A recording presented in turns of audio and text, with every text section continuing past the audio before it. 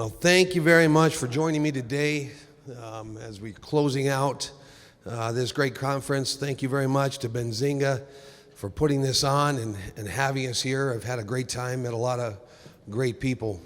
I want to talk about Medicine Man Technologies today. It trades under the stock symbol Mike Delta Charlie Lima, MDCL.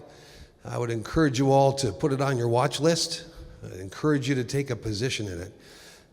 We are going through a transformation right now from a consulting and products company. We're known as a consultant in the space. We've helped well over 100 clients in 20 states and 8 countries get into the business, improve their business, and selling products to those people and others. And the transformation we're undergoing is one to an operator. I actually began in the cannabis industry in 2009. Before I started, I was in the U.S. Army. I was a cavalry scout. Went to commando school. I served in peacetime Army, so I was fortunate in that. After the Army, became an industrial engineer and worked in manufacturing throughout my life. And in 2009, I saw an opportunity to enter the cannabis industry in Colorado after the Ogden Memorandum came out, stating that the U.S. government would not use its resources to put a priority on people obeying cannabis laws, and went to my brother, and who had a green thumb and was growing cannabis in his basement, and said, let's do this together. And he said, okay. And so that's how I got started in the industry. In 2014, after working in the industry as a cultivator and retailer and developing a lot of intellectual property on how to grow cannabis industrially, because it's a lot different than growing in your basement.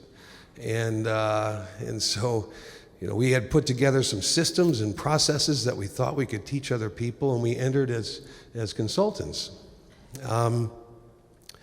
We took the company public in 2016. In January, we started trading, and people said, why are you doing that? And there were a number of reasons. We wanted to grow the company through some acquisitions we thought we could use our stock to do, and we did.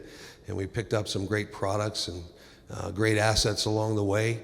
And we grew the company to about $9.2 million in revenue and $2.2 million in EBITDA last year, which is a nice little company. But we also did it, and in our original S1, is that so we would have a vehicle in place to roll up the Colorado cannabis industry and then expand from there when the time was right. And the time is right this year.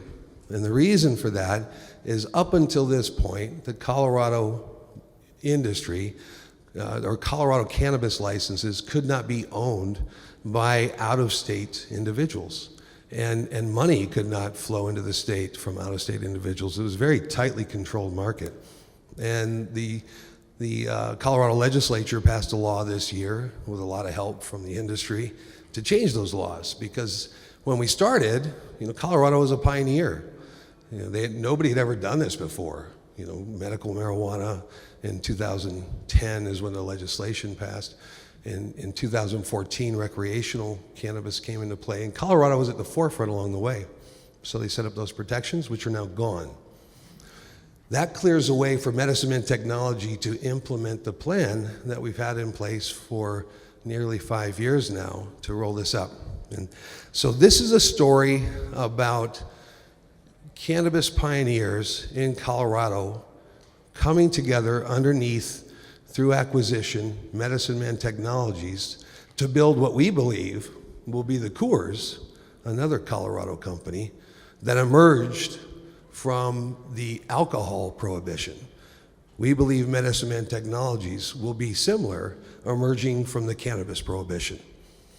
And just to tell you the end of the book here before we get going, the end of the book is Medicine Man Technologies has binding agreements in place with 12 Colorado operators that include 12 cultivations, 7 manufacturers, and 34 retail or medical marijuana stores in Colorado that together will create a company that is generating over $170 million in revenue, gross revenue, with a very healthy EBITDA. We believe about 20% when it's all bolted together, without any economies of scale or synergies, and so we think it will grow from there. These are forward-looking statements, and I do my best to predict the future as wisely as I can, but I'm not always right. Now, this is a pioneer. This is Buffalo Bill, another Colorado pioneer. So I only have a few minutes, so I can't go into all the detail of this, but this is a timeline of how this all formed, which I kind of went through here a moment ago. These are the companies that we're bringing together. If you're familiar with the Colorado space, you know these people. This is Los Sueños with Bob DeGabriel. He is the largest cultivator of cannabis in North America right now. He grows about 100,000 pounds out of his farm in Pueblo outdoors right now, 100,000 pounds a year.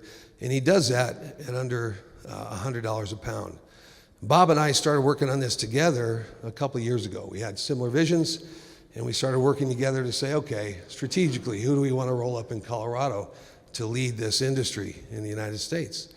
And so we picked very strategically the operators that their cultures fit, that their capabilities fit what we wanted, and we knew we needed supply. So Bob wasn't the only supplier we needed.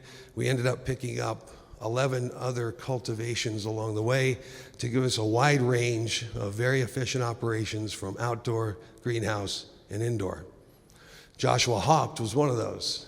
Joshua Haupt, we acquired 3Alight and Pono Publications, et cetera. He is known as the Steve Jobs of indoor cultivation of cannabis. And a little search on his name, you'll see all kinds of stuff about him. He just absolutely does incredible things. So we have world-class experience in cultivation. Then we need a capability of extraction, and Purple Bees, run by Jim Parko, a former Air Force Academy grad, retired Air Force, now a professor of economics at Colorado College, on the side as he runs Purple Bees, which is one of the largest extractors of cannabis in the country. He has tremendous capability in both ethanol as well as CO2 extraction. He white labels for many of the larger operations in Colorado as well. With him, we got capacity to extract the tremendous amount of tonnage of cannabis that we're producing every year. And then we needed products. So we focused on all the different market segments of, if you look at the wheel of market segments in terms of concentrates and edibles, we wanted market leaders in each of these segments. Right now, with these 7 different manufacturers, we have over 120 products that are leaders in the Colorado market that have stood the test of time in one of the tightest markets in the state. Remember, I heard someone talking earlier about how they built their own and everything. These operators in Colorado had to start with their own money. They started with their friends and their families, their own money to build these operations. And they had to be profitable in order to do it because they had no money flowing into Colorado. It wasn't allowed. And so they had to be profitable. If they weren't profitable, they're not in business today because they had no backstop. These are the people that not only did that, but then they stood the pressure of building an industry that had never been done before under the world's eye, and fighting for it every year. They not only run their business and make money, but then they had to fight for their business because it was under attack every year. And that's how we all became close. That's a big difference between our company and a lot of these other companies. They didn't make money and build their expertise and reputation on their own money. They're building that on other people's money, learning those lessons that we had to learn on our own. So I think it's a big difference in our story. Then after we had products, we had to get retail. And so I have retail, but we needed more. We needed a statewide presence. So right now we have 34 different dispensaries under contract and some of the best operators in the country. Starbuds, some of you may know of. We have Strawberry Fields, we have Medicine Man, we have many of them in the state. And we have a footprint all over the state, far larger than anybody else. That's going to be important because Colorado just passed laws to allow delivery. Delivery of medical in 2020, delivery of recreational in 2021. But in Colorado, when you want to order for delivery, you can't just choose the product you want. You have to choose the product and the dispensary. So unless you have a presence around the state, you're going to miss out on some of that market. We will be by far be able to service more of the state than any other operator in Colorado, and we believe will increase our market share quite a bit. So together, this $170 million will represent about 10% of the Colorado market, second largest market in the United States, and we're doing that with about 5% of the retail stores, less than 5%. So you can see the lead that we have. And together, we'll gain economies of scales that will grow that market share, that will grow the profitability, and help our company out. The world-class experience that we have, these are all people that, if you're familiar with the industry, you may have heard about. Sally Vanderveer, year over year, voted one of the most influential women in cannabis. Bob DeGabriel, we talked about. Bob Esquino, Medically Correct. If you know the products in this space, they do the Incredibles bar. Josh Hindy, Dabble Extracts, award-winning extracts year over year. Between all these people, there's 170 years of regulated cannabis experience just in these principles. Again, if you put that bar chart up against any of our competitors, I think we blow them away. And if you add our longtime employees, that chart gets a little ridiculous. I have many employees with over 9 years experience. What we didn't have as a group was money in order to accomplish this, and we didn't have the M&A experience at this level. And so I went on a search for a partner that was long-term money but brought operational experience. And I finally met a man named Justin Dye.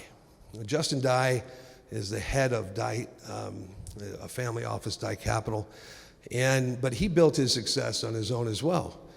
He worked his way into a position with a group that purchased Albertsons when they were a relatively small company. And he took that company from less than $10 billion, he was put in charge of growing that, and took it to over $60 billion company. He did $40 billion of acquisitions and divestitures and integrations along the way. And so he's been there and done that on a much bigger scale of acquisitions and all the M&A work that has to go along with it. And he brought that to the table. Not only did he bring money and lock himself up with that money for a year just through the contract, but he also joined us as a chairman of the board. So he really locked himself up. He's long-term. And then he opened up his Rolodex and said, okay, we're going to get the help you need in order to be successful. And, you can see some of the people we have here. Nirup Krishnamurthy is acting as our CIO right now. He was a CIO for United Airlines, a brilliant man. He's building the infrastructure that we need in order to manage and grow this company. Lee Dayton, former banker. He also worked with Justin on all these acquisitions and integrations at Dye Capital, and I can go on, but I don't have time. But brought a world-class team for M&A to our team. Dan Pabon joined us. This is the point guy in the Colorado legislature that built the Colorado regulations.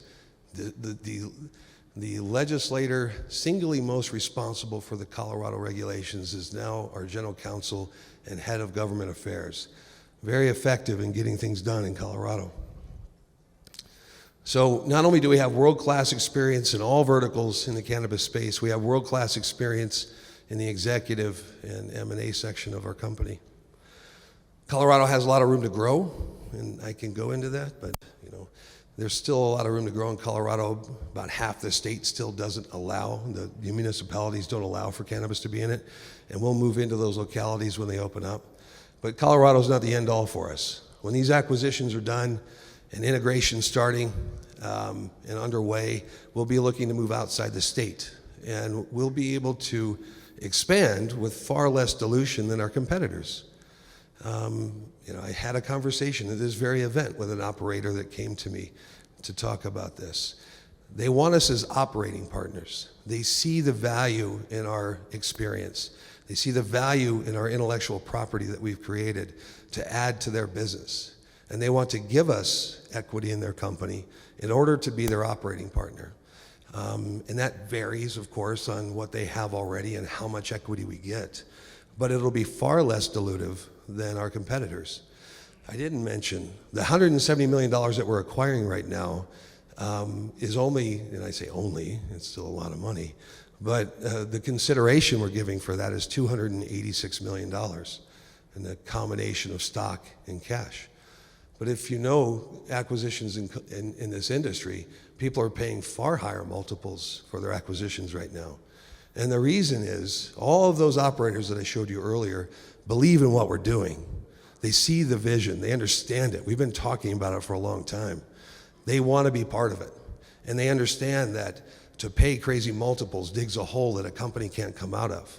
And so whatever paper you get from that company could be in jeopardy if they can't dig themselves out of it. So, this is a company that's growing responsibly, that's focused on profit, that's focused on having influence in states that it's part of. We will be the leader in Colorado. We'll move into other states, and we'll try to establish influential positions in those states as well. Let's see. These are just maps of where some of the assets are located. We do have copies of this presentation in the back of the room. Tigran, if you'll stand up, he can hand them out to you if you'd like one. We have over 120 products, I think I mentioned. I think that's all I need. I'd like to take a few minutes for questions. Yes, sir.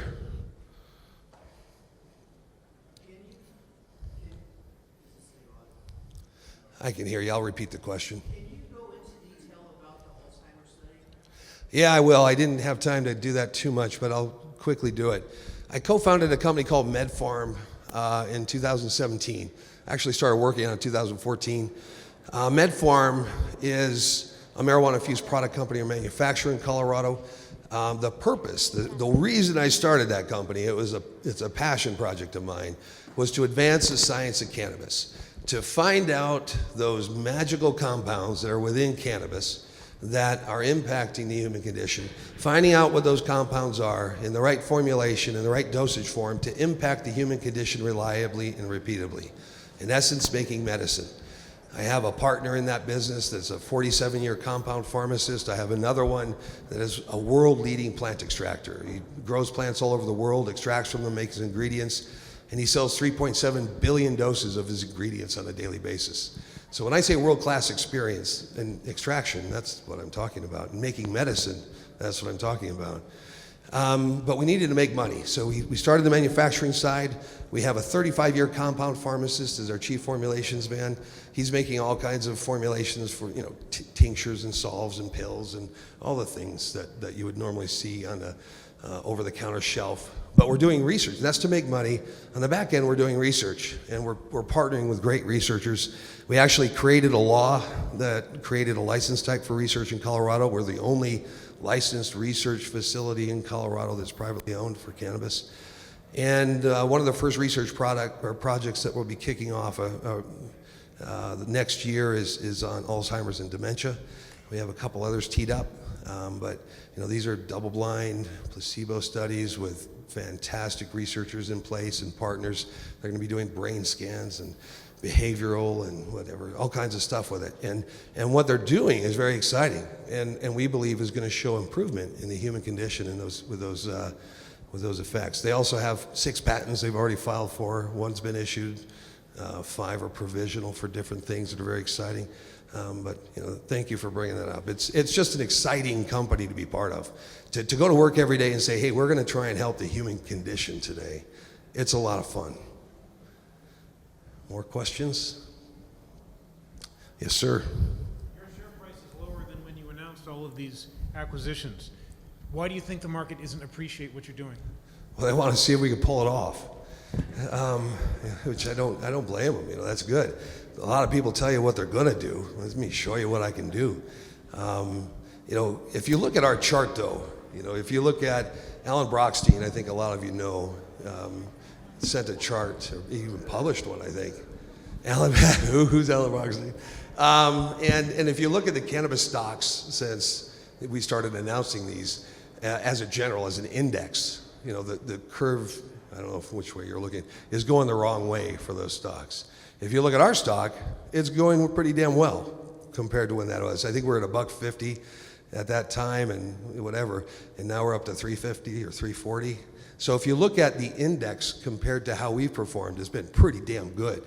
And so when you're fighting that negative wave for cannabis stocks in general, and you're still making headway, I think you're doing pretty good. But I don't think the stock will be completely valued until these deals are done. And I get that. Let's see if you can perform. I know I can. We're really good at execution. That's what we've been doing for 10 years. And just so I didn't talk about timing, November 1st, which is coming up really soon, we're going to be able to file for change of ownership of these licenses. The state will take about 4 months to go through that process legislatively. That's what they're given. So we'll be looking to close all these deals in the March, April timeframe. And when we start reporting those numbers on our financials is when you're going to see our stock really appreciate, in my mind. Any other questions? Yes, sir. So, you discussed the Canadian deal with the grow operation, and like last time we talked about it, they were supposed to have the grow ready in October. So I wasn't sure where that is.